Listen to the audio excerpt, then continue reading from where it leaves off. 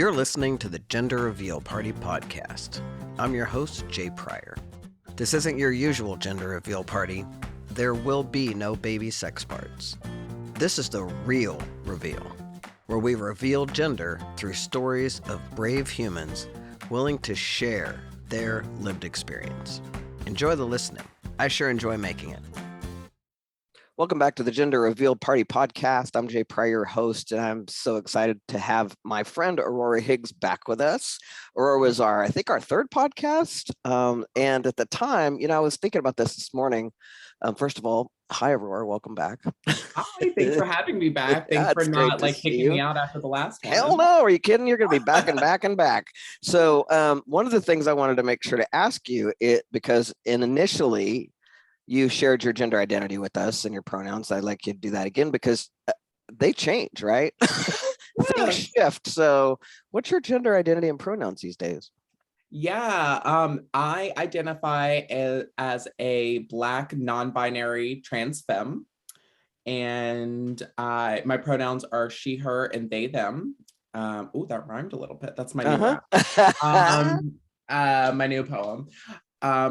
So yeah, I have previously identified as genderqueer, as a trans woman, and today, where I am at this hour on this day, feels very much like I am still empowered by all things effeminate, but I am now, because I feel so comfortable in that space, I can even explore with my quote unquote masculine proclivities. So that's been nice. That opened up for me a lot when I went on testosterone. Actually, for a long time, once I got on testosterone for a while, then it became easier for me to feel and play with my feminine side for some reason. It's really weird. And I would share that because I don't know if I've mentioned this on the podcast yet, but I've really moved myself to where all the pronouns are okay with me. Like I just don't care anymore. Whatever pronoun you want to use, I don't care. But I was talking to a friend of mine, one of the the person who's on a podcast being released a couple weeks ago, as a GQ butch, which I think is hilarious. It's like a genderqueer butch. Yeah. Love it. Which really feels good, and I like that. Genderqueer has always been there, and I've always felt like a butch. That whole world of the butch femme world is important to me. Which brings us to this conversation because we're in the middle of Pride. Woohoo, Pride! And right, and Pride started as like a standoff, a riot, a revolution. And I assert, and this is one of the reasons I wanted to talk to you about this, that it was a gender revolution, right? It wasn't a revolution, a sexual orientation revolution necessarily. It was a gender revolution because folks, this started at a bar called Stonewall. And essentially this bar had been rioted by the cops over and over and over and over and over again. And on the first week of Pride, we had Minnie Bruce, who talked about her partner, Leslie Feinberg, who, was always about revolution and making sure we remembered Stonewall. And so, it's important, I think, for people to note that while we're putting a rainbow ring around our Facebook pages, this started out as a gender revolution. Yeah, I think in a lot of ways, it was a gender revolution. It was a sexual revolution, not just a sexual orientation revolution, but it was a revolution of liberation. There were people who, for whatever reason, through whatever backwards and paradoxical laws and cultural norms at the time, felt that their identities were being ostracized, being brutalized, incarcerated for who they were. And that, at the time, again, because things were so backwards, because ideologies who did not really found themselves in any sort of study or compassion for these communities, it captured, it casts a wide net. There were people who are genderqueer who were persecuted. There are people who are, straight presenting, but maybe had certain proclivities outside of, the public eye. And what Stonewall did was it it exposed a space, a safe space, where people from all walks of life came there for comfort or camaraderie, and it exposed those people. It exposed the people there, and by no means was Stonewall the first queer club. By no means was the Stonewall riots the first LGBT riots, or even necessarily the beginning of Pride. They're sort of the beginning of our Pride story, our Pride narrative. Right. And it certainly didn't stop there, right? I mean, one of the things that I think is important is that I think, and I know I had this naive impression when I was a kid, for example, that, about racism. I grew up in such a whitewashed little town, right? Yeah. And my parents trained in me, don't be prejudiced and blah, blah, blah. That when I got to boot camp and people were divided up by color, and that there was a whole bunch of race stuff going on, I literally was shocked, because I was like, wait a minute, I thought this was over. Like, I thought we were done with that, right? And I think people think sometimes that, Stonewall happened, then boom, we all everybody got along. Yeah. And I had my guest, Ron Drinkwater, a really good buddy of mine, who was in the bars at the age of 14. Yeah. Okay. Yeah. So at the age of 14, but Ron is my age, right? So Ron, this was 1980. Yeah. 1979, 1980, and in Texas, on their knees, because they have boys' clothes on. And in Texas in 1979, 1980, you could still not wear the opposite sex clothes, and not, it was that kind of thing. And that's what people just do not believe me when I tell them. You literally could get arrested for having men's clothing on. Not only were you arrested, but you were oftentimes put in the local paper. So that was another thing. It was pervasive. They made sure that if you were found in one of these illicit places, that it was going to blow up your entire way of life. So they put it in the newspaper so that you would lose your job, you would lose your family, you lose your social standing, you lost everything. And so, it was still, it's relatively been a really short period since we've had. It's only been 50. We celebrated 50 years in 2018, right? Yeah, exactly. And 2019. Stonewall. I think Stonewall was in 69. Okay. Yeah, I think so. I'd have to double check that. But it was bad. And then it's not, it's shifted. I think back then we were seeing kind of, like I said, that casting a large net of oppression. And nowadays it sort of feels like Pride is owned by cisgender white men, gay men, and there is not a lot of thought put into who was working in the movement, who was keeping people safe and really moving the needle on progress when it comes to LGBT rights. And that was a lot of trans women of color. Right. So Sylvia Rivera, Marsha P. Johnson, I will say their names. Thank you. I was just about to say Marsha. I was like, we have to say their names. Yeah. And, and again, even when these people got on stage during one of the first large, gatherings that we would probably call Pride now, they were booed by white gay men. Yeah. Because they were seen as the thing that was holding them back from progress, when in fact, if it hadn't been for people like them, there wouldn't have been a gathering like that at all. There wouldn't be any safety, because in a lot of ways, trans people pull attention, which means we also pull violence. We pull, a lot of interest and curiosity, but also just a lot of bad things too. And so luckily for white cis gay men, there were brown trans people in a lot of ways kind of pulling attention away from them and being very obvious targets, so that they could live their lives, they could march, they could do all the fun things. Meanwhile, the people who were the more targetable were kind of taking, the brunt of that. And they knew what they were doing. And what sucks is that there just wasn't more appreciation, and still is not more appreciation for trans women of color and our place and pride. And that's what I meant by the gender piece, because I feel like that's still happening today somewhat. Sure. We've had a lot of conversations about that on the show, that, as much as I love all of my queer family, sometimes it's the gay and lesbian community can be the worst in terms of showing up for trans people. And so, they owe a debt of gratitude, right? Because it was started out by trans people, and it's going to keep moving by trans people, and trans people continue to be the target. So you can have your happy lives and go fly under the radar while they're still targeting us.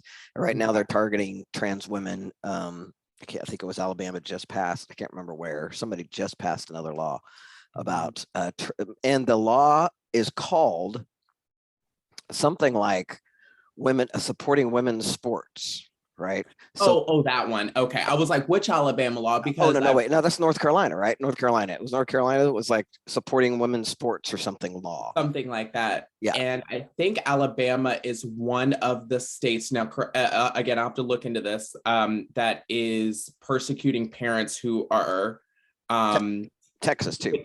Yeah. Well, yeah. So Texas, I think tried to do it and maybe was injuncted or something like that. The judge just reversed it. They can do that now. So okay. So yeah, there's a lot of there now. The persecution is happening to parents who are affirming their children, right, in their gender, transition. And so there are laws on the books in states now that if you are a parent, or if you're a parent or a teacher or a guardian of a child who is transitioning and you help them in that process, it's basically seen as aiding and abetting, and also child abuse. And so, but not only that, but again, this model of making sure that you incorporate society, there are hotlines so that if you see somebody affirming a child in their transition, you can call in and report teachers, you can report parents, and have them investigated by basically Child Protective Services. Do you think they provide little brown uniforms for those folks?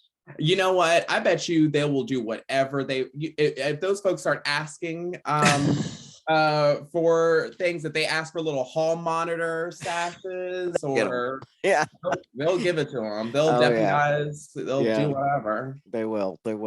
And like one of the things that I want to try to focus on, right, is having us move forward and focus on love and focus on what we want to create. So do you remember the first time you felt proud of being queer? Probably when I came out when I was 7 to my parents. And I love that story. Yeah. I was literally just taking the trash out, and then as I mustered up the courage / I didn't really need a lot of courage, because again, I found out what gay was and I was given a super neutral definition. So I didn't really have a lot of stigma kind of bouncing around.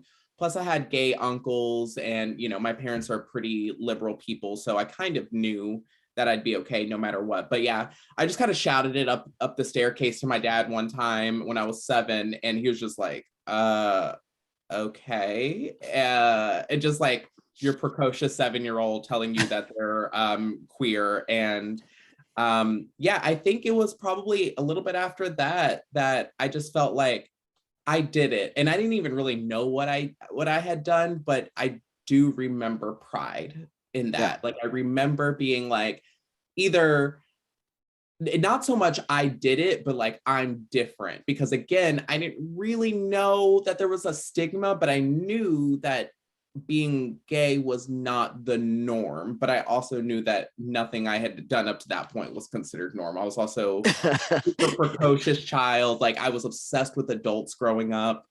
And so like, it felt like that same sort of like, I'm one of the adults. I like came out and like I shocked an adult today. So that's where my pride sort of came from. Awesome. Pride at 7. That's pretty great. Do you remember any time after you transitioned or started to come out as your authentic self, do you have any stories of feeling proud or experiencing pride? Yeah, actually way more recently. Like, so I'm proud of myself for, number one, like I don't modulate my voice, the pitch of my voice, as much as I used to. Even on phone calls or in public settings, like I used to be very protective of myself. I used to try to fly under the radar until someone got to know me a little bit.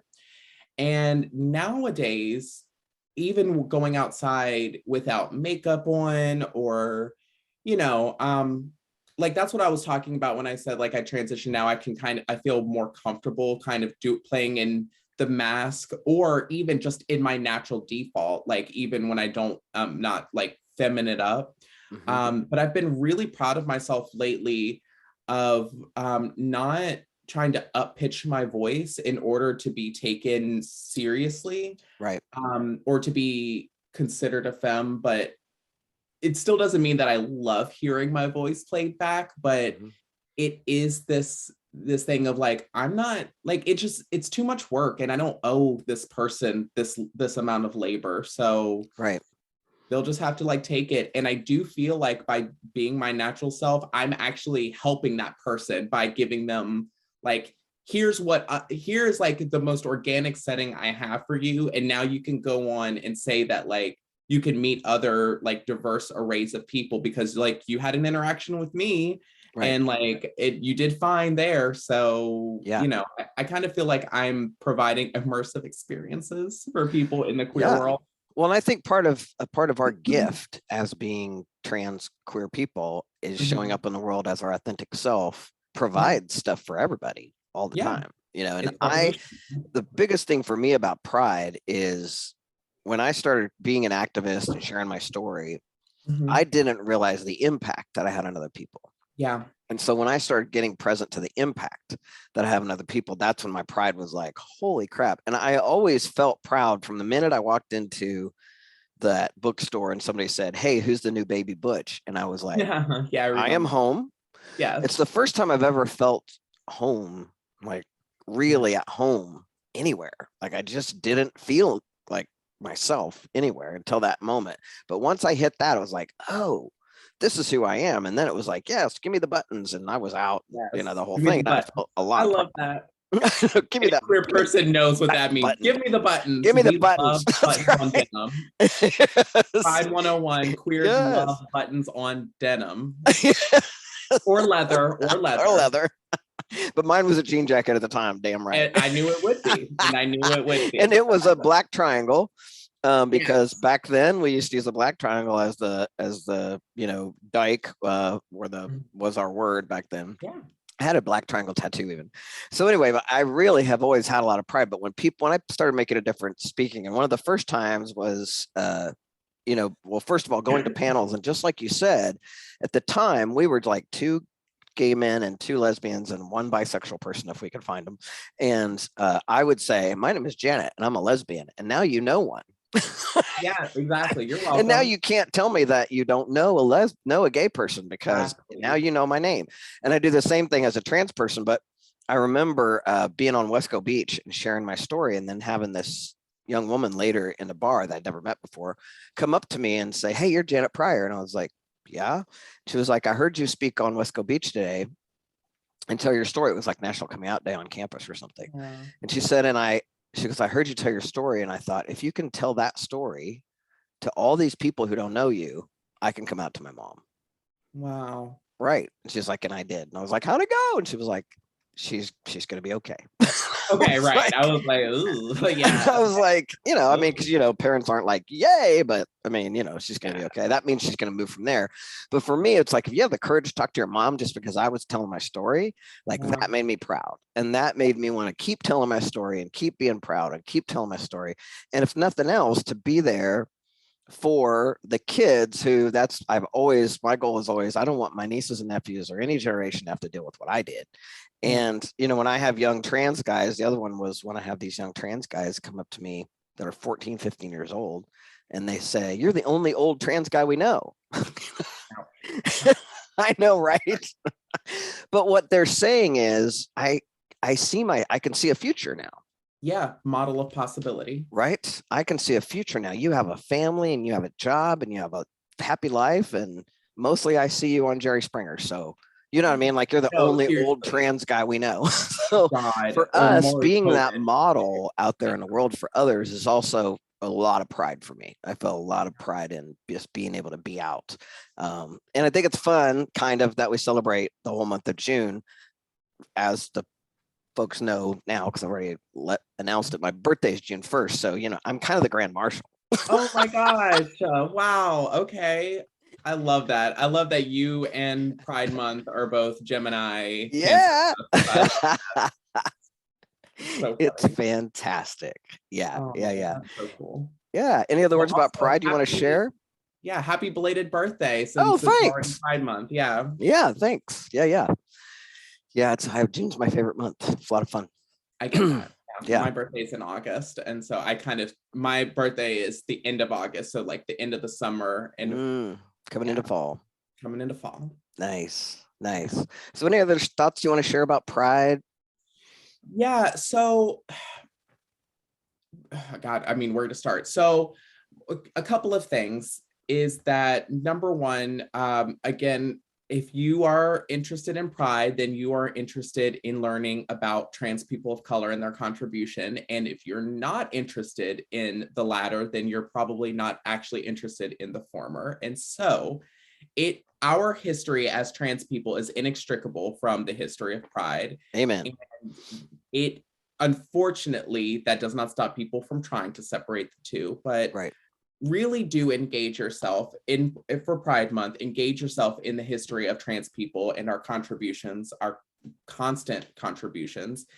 And also, I mean, get involved, because at this time, it's a really scary time. And in a lot of ways, it feels like we're going backwards. Like, it definitely has felt like we were going backwards for a while now, as,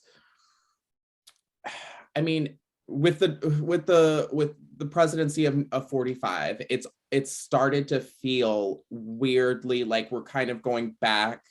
And now that we're in 2022, the laws, there are so many anti-LGBT laws on the books that are either have been codified or are in bill form and are trying. And if they didn't make it this year, they'll probably try again next year. But there's something that I do want to say, in that there is a difference between being inherently political and being politicized. Our lives as trans people is not inherently political. There's nothing controversial about us. We exist, point blank, period, no debate. However, our lives are being politicized, which means that we're being used as this weird distraction, like public distraction, while lawmakers and people in power are doing other things and turning us, in on each other. And we know that infighting is always used as a means to kind of get something done in the background. And so please don't be distracted by the hyper politicization of our lives. Please do fight for us, because no matter what, we do need to be fighting for these laws, because the distraction is real. The distraction has real implications on our lives. There is, there's talk of reversing Roe versus Wade, and people don't realize Roe versus Wade, abortion, reproductive health, those are not women's rights. Those are human rights. Human rights. Human rights, because not all women carry children, and there are people who carry children who are not women. Right. And so that is really and important. There's some of us who have reproductive parts, like me, yes, who don't identify as woman, or that you see as women. So it's not just about women who who are cis women, right? Yeah. This is a human issue. It's about our bodies. It's like, if you say that you can do that, then then what else are you gonna do? What else can you come after our bodies around? It's pretty, it is.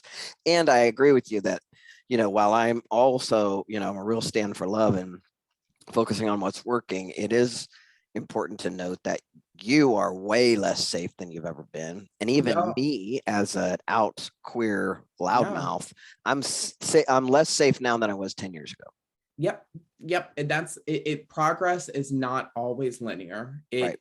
Sometimes it has this weird winding spiral effect, while, we're repeating the same choices over and over again, while also moving in a slightly more linear direction. But it's just not a 1-for-1 equation. And so, like, right now, we're kind of going backwards. And so this pride, I really want us to acknowledge everything that we have to gain and everything we stand to lose if we are not as activated and as in touch as we need to be right now. I mean, for me, it's starting to feel like I need to move closer to a border. Like, you know what I'm saying? Like it's getting scary. And not only are the laws attacking us, but I mean, Black trans women are still dying at the hands of intimate partners, at the hands of transphobic strangers, people. even Strangers, right? Just Strangers. see you walking down the street.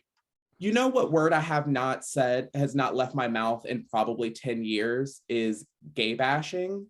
And yet it's starting to feel like perhaps that word or some formulation of that word is going to become more relevant again. And that scares me. I hate the word bashing because I remember when that was like the norm. I remember when Matthew Shepard, was murdered, and I remember like everything that came after that. Like, I mean, it is so scary, and sometimes I forget how scary things were and how violent things could be. And for now, with everything going on, I'm starting to kind of get these like flashbacks, and these flashbacks feel like they're supposed to be here to prepare me, which is a scary thought. But at the same time, I do want to be prepared. I can't remember if Brandon Tina was murdered before or after Matthew Shepard. I think that Brandon Tina might have been. I don't remember, but no. I was at KU as more of a senior because I started as a non-trad. I didn't go to school till I was 24. Mm-hmm. So I was kind of a senior leader queer when Matthew Shepard was killed and when Brandon Tina was murdered. And I just looked at Brandon was murdered before in 93. Okay, 93, right. So Brandon was murdered the year, that's right. How could I forget that? Because Brandon was murdered Brandon was murdered the year of the March on Washington, Queer March on Washington was 1993. Yeah. And we were so excited. And then Brandon Tina it was just like a wake up call. Yeah. We're still killing you. And then Matthew Shepard was killed, I think, in 95. And was it 90? What was it? 98, 95? It was 98. 98. So I was done. That's right. Because I was done at KU, but I was still in town and I was still a queer leader and we held a vigil. But the thing was, we had baby freshmen, 19, 20-year-olds who were just getting excited to come out. And then this happened and they were terrified. And I remember being an older, at the time I was like, what, 30 something, but or barely if I was that, but I was the oldest person around, and just these kids and their devastation, and then trying to hold all that right for trying to hold that for them. It was really intense, and yeah, I don't want to go back there. I do not want to go back there, and not like we haven't been there. It's not like trans women haven't just been violently murdered like that constantly, and we're aware of it. But boy, you're right. I feel like there is kind of a wave, and I want to do everything I can because what I know is what we focus on gets bigger, and so I want to keep focusing on what's working and keep not giving those people airtime as much as possible, because they're so misguided and they're off their heezy is what they are. There's something missing there. They're misguided. Yeah, they're misguided, but they're also being played. Like this is the other thing. It's like the people, like I have this weird backwards compassion for people who are brainwashed. They are pawns in this like greater political like venture, right? And they're literally being misinformed, so that they feel animosity and they feel competitive against us. It really, to them, it feels like their way of life is in danger because of us, right? But that's just not. It's not true. No, it's not. It's not true. It's never been true. No. Hey, Jay, would you mind? I'm getting a really important call. Can I pause really quickly? Yeah. Okay.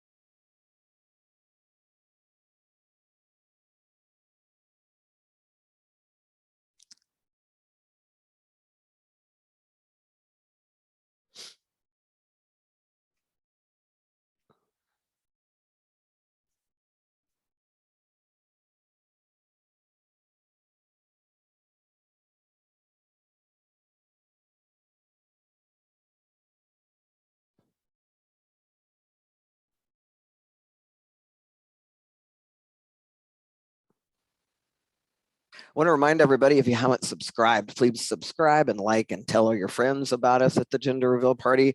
And we had to take a pause, and we were talking about the fact that we're not as safe as we used to be, and that people are duped. Like, they've got these people duped. They're telling basically, they're feeding them a line that we're dangerous and that we're, and this whole world of replacement. I was just reading this article the other day about replacement theory and how, I mean, my God, this has been going on forever, right? From the minute we have started having immigrants come into our country, they're like, they're going to take your jobs, they're going to replace you, they're going to, and now they're trying to do it with trans people. We're going to replace you in your sports. That's right. We're going to take all your sports away from you. That's how you hit America. You tell them that we're going to mess their sports. Yeah, but you notice they're not making any mention of trans boys. No, because again, this is all centered around misogyny and sex. Yes, the hatred of women. This is about hatred of women. It is, and it is about this like supremacy of like whatever we decide is the male body. Right. And if you're born with a vagina, you're not a threat.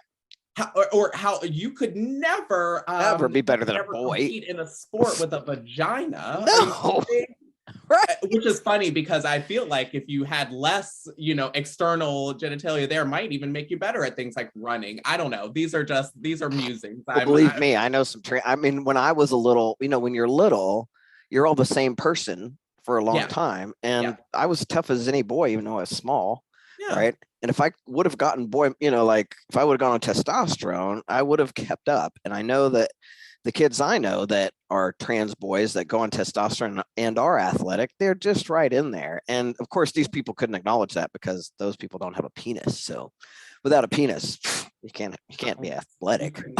It's so funny to me because not only does it expose the idea that we just inherently think that men are better at sports, and therefore anyone who's born with a male assigned body, blah, blah, blah, is destined to be better at sports. But it also kind of highlights the idea that in a lot of ways, men will do better at sports because of the fact that we uplift sports in formats of sports and athleticism that is catered to men. Mm-hmm. So like to the male body in a lot of ways. So a lot of like strengths based, and like if you have more muscle mass, then you'll do better at this sport, and it's just the way that we've socialized and kind of created norms around the male body tends to have more muscle mass. Again, that is kind of culturally specific and it's not even real. It's highly individualized, but that it does kind of harken back to like, oh, well, what would it look like if we started uplifting sports that say were all about like you win based on who has the most flexible body.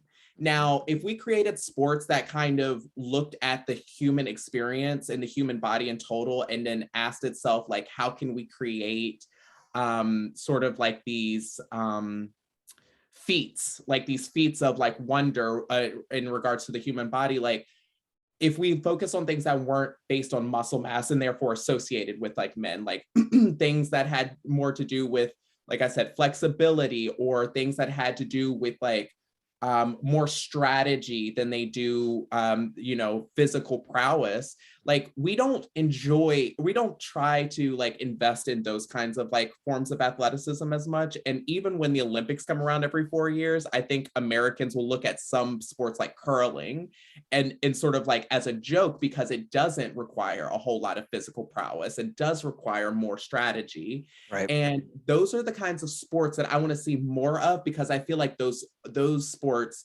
that flatten the curve on like who is best at them. Right. I think curling teams are inherently like multi-gender teams anyway, but I just want to see more sports where we are celebrating the human body in total, not just the human body's like prowess in terms of strength or muscle, right, or what have you. But even and I will say, even with the format that we have now, it is still a myth that men are better at sports than women, and that trans women must therefore be better at sports than cis women.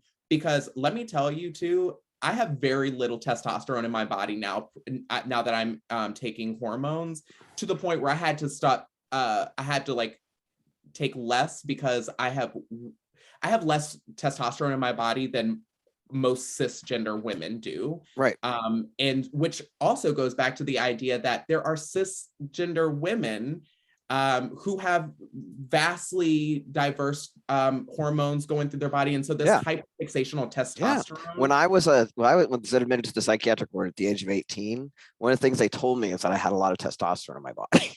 Yeah. It's like, duh. Right. It's like, okay. Yeah. Thanks for the insight. But I want to turn back to one thing because I think this is so important we have this conversation. Yeah.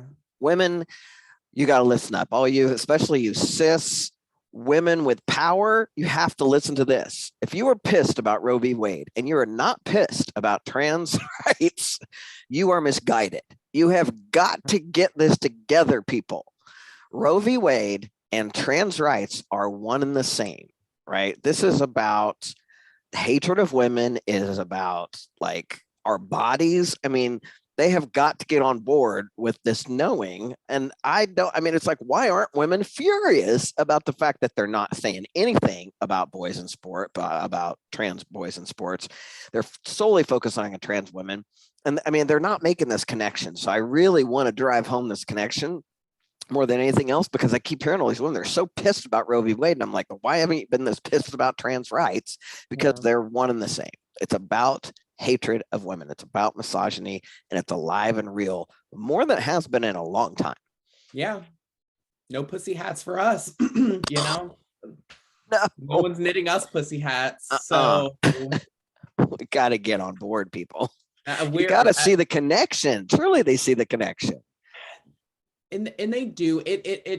I think we really, as a society, have to come to terms that our destinies are intertwined, and that is a stark contrast, though, of one of our founding values, which is individualism and pull yourself up by your bootstraps and be the change you want to see in the world. And all this hyper individualistic kind of like rhetoric that we use really does create not only kind of a selfishness in us, but even when it comes to like liberation, it's self-centered.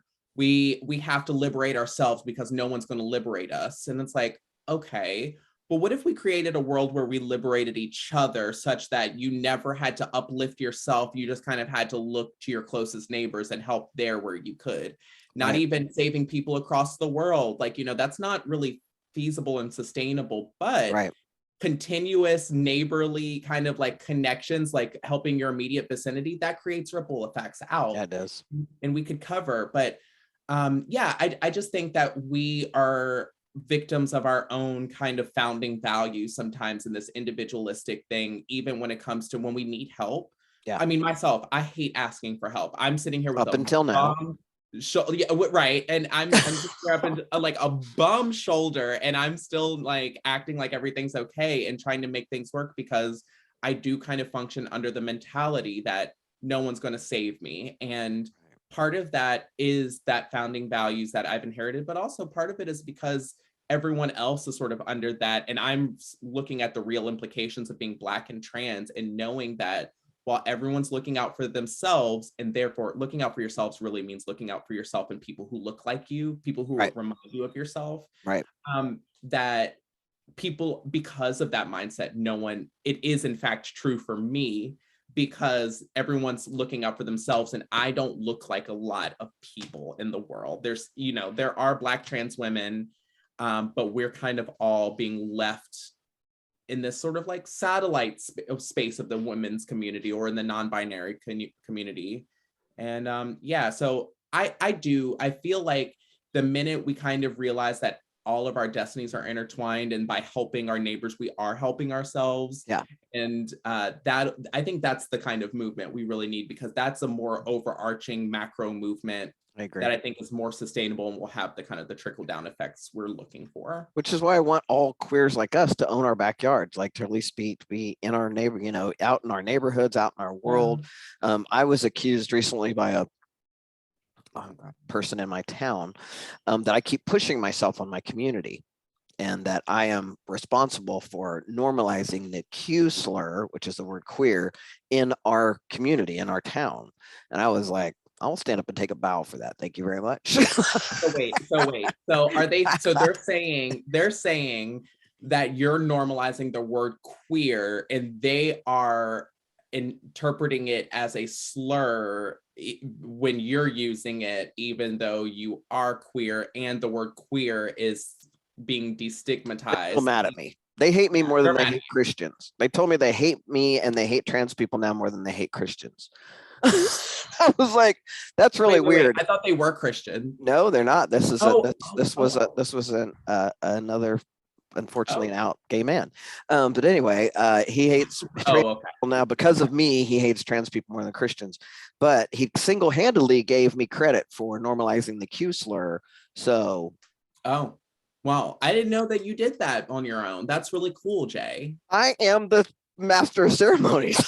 Wow. I'm telling you, I'm the grand marshal. Wow. I've been using the quote unquote slur for some time now, and I have not been giving you credit, Jay. Well, this is only in my town of Lawrence, Kansas, but hey. Oh, okay. So you're just responsible within the boundaries of within Lawrence. The boundaries of 100,000 people of Lawrence, but I'll take it. Yeah. I love that. I hope somebody accuses me of proliferating the word queer in my town. I know. I was like, you couldn't have given me a better gift. It's like, thank you for the acknowledgement. I really appreciate that because I have worked hard to normalize the Q slur. The Q slur. I love the term the Q slur because like queer is such not a dirt. It's such an everyday word for me. Young liberal, God, these little white kids who have been raised by white liberal people, they call it the Q slur, the D slur, which is dyke. Oh, I was like what? Okay. I'm a dyke, right? And I say the word dyke, and they're like, you said D slur. It's like, yeah, I'm gonna say the D slur, the F slur, all the slurs, because we're not slurs. We're not. And we're not slurs. There's nothing slurish about me, right? And I'm a queer and a dyke.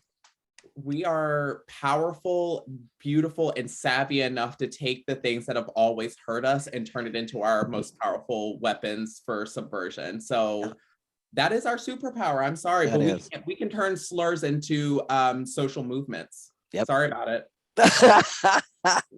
I love it, and I'm like I said, I'll take a bow for that. Yeah, me too. I'm not gonna resist that. I speaking of gifts and speaking of being the ringleader of the queers in your town, I was just honored with a mural in my city. Oh my God.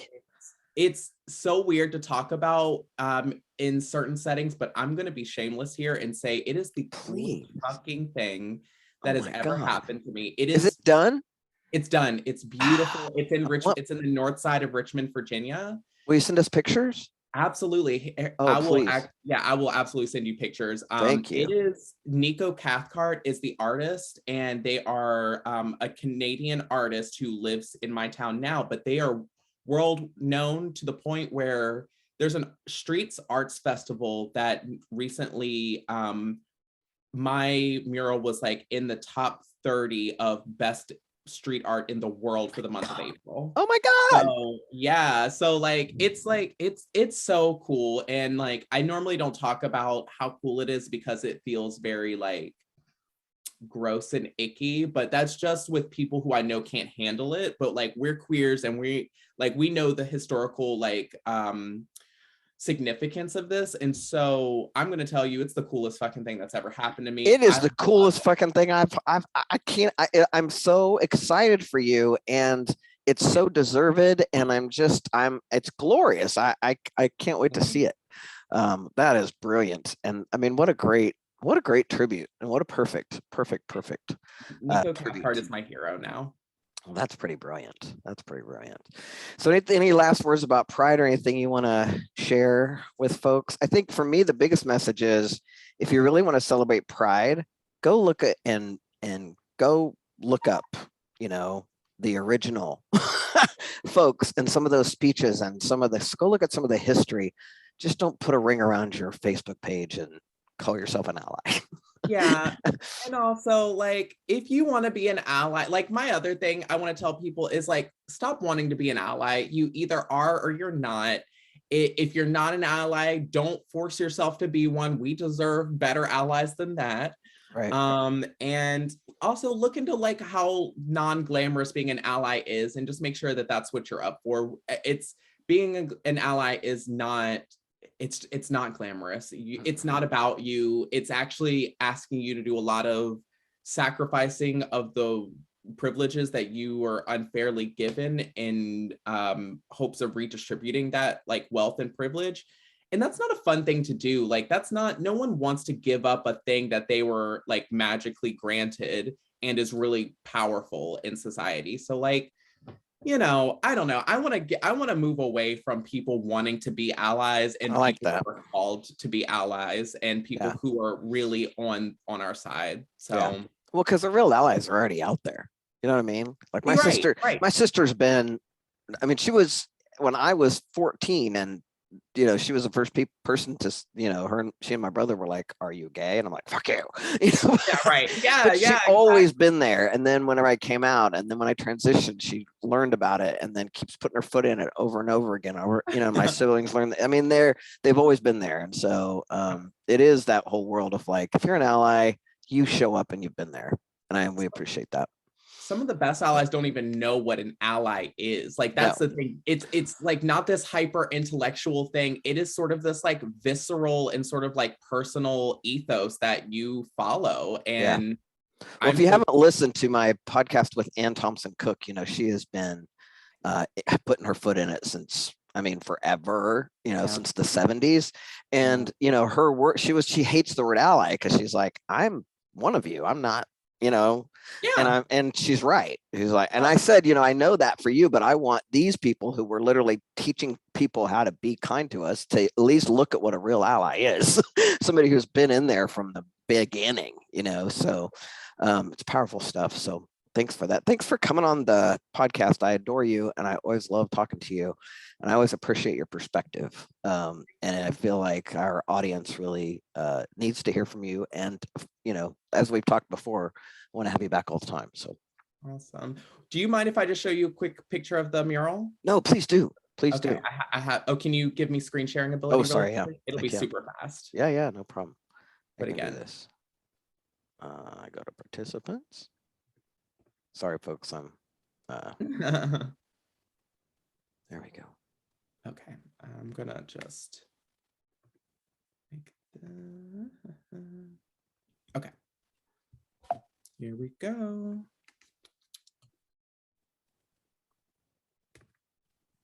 That's me in my mural. God, Aurora. Oh, it's so beautiful. Thank you so much. It's so cool. I don't talk to people about it. I'm standing with my mouth up. It's so nice to be able to talk to you about it, because this is the most free I felt to like really gush about it, because it just feels weird to like. Of course. Yeah. And we have to get over that. You know, I'm talking to this another guy. I'm going to actually introduce you at some point. Dr. Scholar Lee was on my show a couple of weeks ago, and he's so beautiful, and he's so in alignment with his purpose, and he's so bold. And part of his comes from a spiritual perspective, and he says he's confident. But you know, the confidence that comes across in this young human, and he's not young. I mean, he's probably, I think he was born in 85. But my point is that like he doesn't have that there's something in him that shows up powerfully and humbly, but able to stand there and be like, you know, and I learned from that, because, you know, we have to have an attitude of and knowing that we are on point, that we are leaders and we make a difference, and our light is huge, and it doesn't really serve anybody to have us be like, not really, I'm okay, you know. So I want you to know that I that's so beautiful, and you so deserve it, and I'm so grateful that you've been acknowledged in that way. Thank you for sharing it with us. It's really beautiful. It feels really good, and I do feel honored, and I hope more queer people are memorialized in their towns, because those towns should be so lucky. Yeah, I mean, I'm so grateful that's there in Richmond. I want to go now. I want to go to Richmond just to see it. Come to Richmond, yeah, absolutely. That would be awesome. Thank you again, Aurora, for being on the show. Those of you, please subscribe, like, tell your friends, and thanks for being here, Aurora, to celebrate Pride. Thank you, Jay. I really appreciate it, and I love being here. Yay, love you. Bye. Hey, thanks for listening to the Gender Reveal Party podcast. I hope you loved it. And if you did, would you take a second and go do all the things like subscribe, rate, review, tell all your friends? Apparently, if you do that, the podcast platforms are more likely to share it. And if you think these stories are important, please take 3 minutes to just go do that. I'd really appreciate it. Also, I'd love to connect with you on social. On Instagram and Facebook, I'm at the Gender Reveal Party, and on Twitter, I'm at Pryor J. It's a real joy and privilege to bring you this podcast. Come back soon. Love you, bye.